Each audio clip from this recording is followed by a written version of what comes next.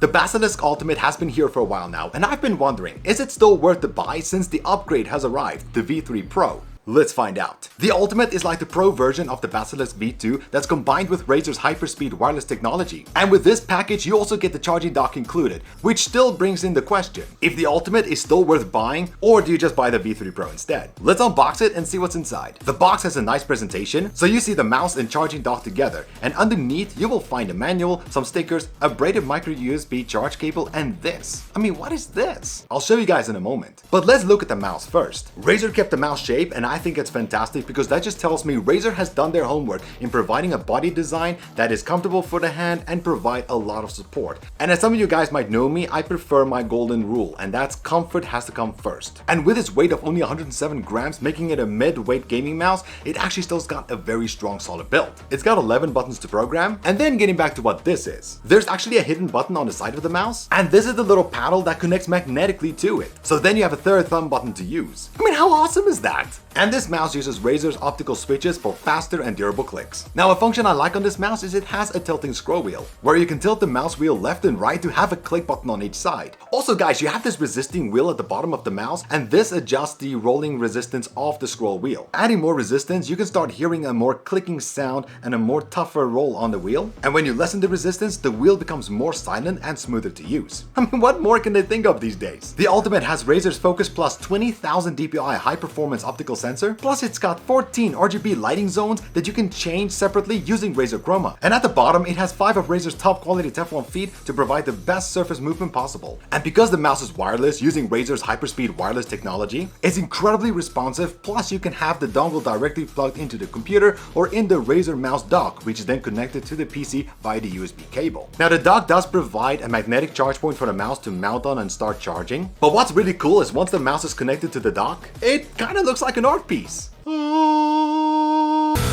I cannot do it that good. Can somebody make a better one, please? Wow. Thanks. And the battery life on this mouse is actually amazing with up to 100 hours of use on a single charge. The dock also has got light effects that you can change via Razer Chroma, and you can synchronize some of the effects with the mouse, which I think is pretty cool. Speaking about that, to use Synapse 3, you can download it on Razer's website or go to the link in the description below. Once installed, connect both the mouse and charging dock and they will show up here, and then you can select which device you want to make changes. Also guys, be sure to download Razer Chroma Studio via Synapse if you want to personalize the light effect on the mouse and dock. There are 5 tabs available to personalize your settings on the mouse. In the Customize tab, you can select and change the button functions where the options will appear on the left side, and trust me, there's a lot of options to choose. In the Performance tab, you can make changes to the mouse's sensitivity, your DPI levels, which there are 5 to create, and to go as low as 100 DPI all the way up to 20,000 DPI.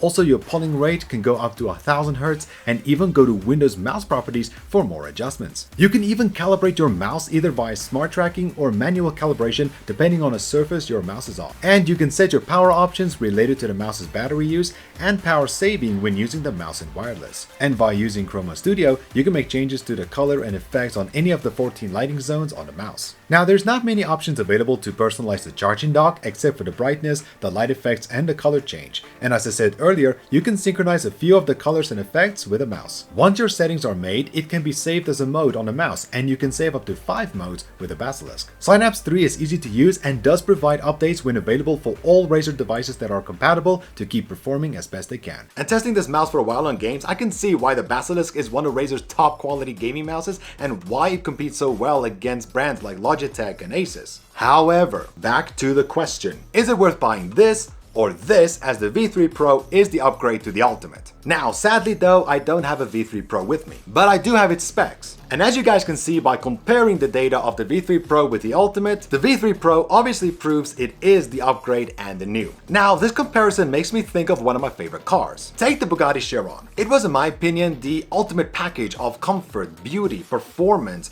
in the motoring world. Bugatti then said, let's improve the Chiron by making small changes to the body and focus mostly on the performance by providing a better engine, newer tech, better suspension, creating then the Chiron Super Sport, which is obviously faster than the ordinary Chiron. And this is how I see the comparison of the Basilisk Ultimate versus the V3 Pro. Based on the data that the V3 Pro is performance-wise better than the Ultimate. And that's all fantastic, don't get me wrong guys. But there's still two questions that comes to mind. Would you really notice the difference between the two? Now I really wish that I can answer this question with first-hand experience of the V3 Pro, but once I do have one, I'll review it, I'll test it, I'll come back to this question and then answer it for you guys properly. But it's still something to think about because then of the next question. And that is, will the V3 Pro's performance be worth the price? As the V3 Pro goes for this much and the Ultimate goes for this much.